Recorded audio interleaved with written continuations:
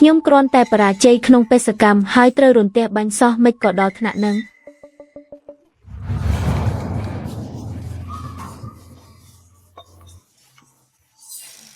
ឬមួយជាការលេងក្នុងបន្ទប់សំដំណេកពិតប្រាកដ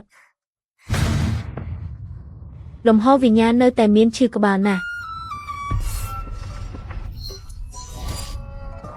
ម្ចាស់រាងកាយដើមត្រូវបានប្តីនិងបងស្រីធ្លាប់ការឈូកសហការគ្នាដាក់ថ្នាំសម្លាប់ក្នុងរាត្រីផ្សំដំណេកស្លាប់ហើយបានកើតឡើងវិញតែ5នាទីក៏ចាប់បាត់សមត្ថភាពការងាររបស់ប្តីម្នាក់នេះគួរឲ្យបារម្ភណាស់សាច់ដុំក្បាលពោះក៏គ្មានដែរមិនល្អសោះសំណាងហើយដែលមិនមែនជាខ្ញុំដែលត្រូវរងទុក្ខ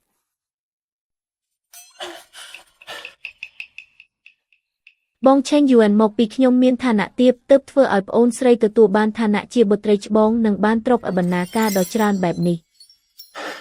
ឆោតមែនបុត្រីច្បងស្លាប់បាត់ទៅហើយចាំនាងរៀបការចូលភូមិគ្រីស្ទទាំងទុនខ្សោយទ្រព្យបណ្ណាការទាំងនោះមិនយូរមិនឆាប់នឹងក្លាយជារបស់អូនហើយប៉ុន្តែខ្ញុំមកភូមិគ្រីស្ទក្នុងនាមជាអ្នកបម្រើអំដំណើរគ្មានផ្លូវអាចនៅក្បែរលោកម្ចាស់វ័យក្មេងដោយបើកចំហបានឡើយលិខិតអាពាហ៍ពិពាហ៍បងបានកែប្រែរួចហើយគឺសរសេរឈ្មោះរបស់អូននឹងឯងប្រុសថោកទាបស្រីផិតក្បត់គូនេះពិតជាពូកែមែនបោកប្រាស់អាពាហ៍ពិពាហ៍ប្លន់យកទ្រព្យបណ្ណាការហើយថែមទាំងចង់ជំនួសឋានៈបង្ខំអ្នកល្អឲ្យធ្វើជាចុងចោលទៀត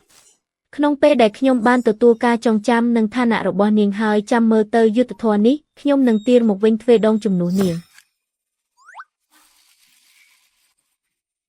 ម្សៅសម្រាប់នេះពិតជាអាចធ្វើបាន7ដងក្នុងមួយយប់ដោយគ្មានដែនកំណត់មែនហា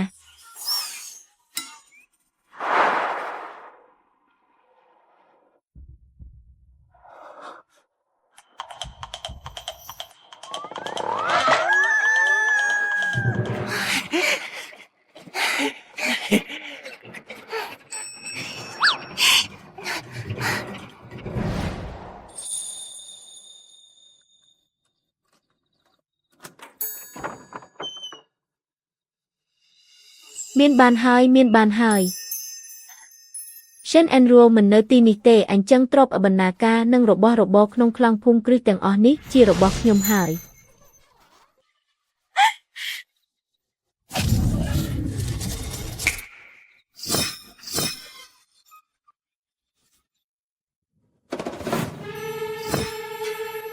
លុយកាក់របស់ភូមិគ្រីស្ទបានមកដល់ដៃហើយដល់ពេលទុកការចងចាំខ្លះឲ្យពួកឯង2នាក់ហើយជួយផងគួរឲ្យខ្លាចណាស់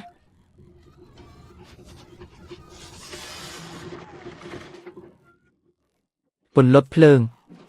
ប្រញាប់ឡើងមកជួយពន្លត់ភ្លើង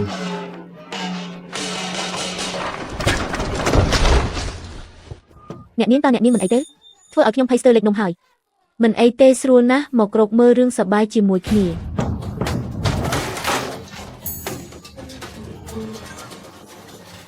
មនដុតហា